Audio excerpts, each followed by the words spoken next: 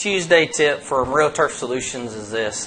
We've obviously got a lot of thunderstorms coming in this time of the year. Just going over a couple of items to keep in mind. One is watch out for low branches. If you have a low branch and those branches break off, you want to make sure that you go ahead and get those removed. If they're hanging up high in a tree, they can cause some damage to your personal property. I've seen customers that have those and then be in the yard and a limb fall out, almost hit them.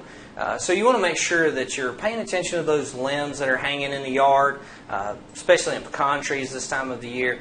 Also be careful of lightning strikes.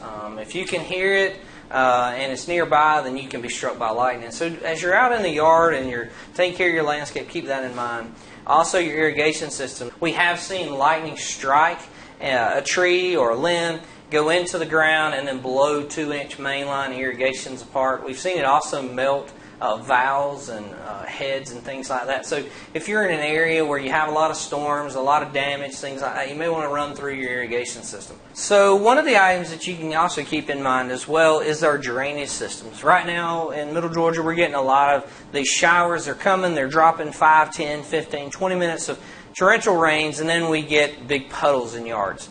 When you get those puddles in the yards, that's due to the fact that there's just not good drainage, or there's a massive amount of water in one concentrated area at a time, and then that results in having those wet spots. So when you have those situations, we can come in, or you can have someone come in and design a drainage system so that the water will drain into that system and then get that water out of your yard and get it away from the house.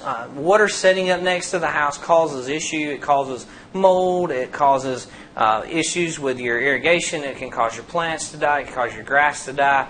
There's so many different factors that play into having a lot of water puddle or settle in your yard. So those are just a couple simple ideas to keep in mind while we're having the stormy weather. If we can help you with any of those items, just let us know.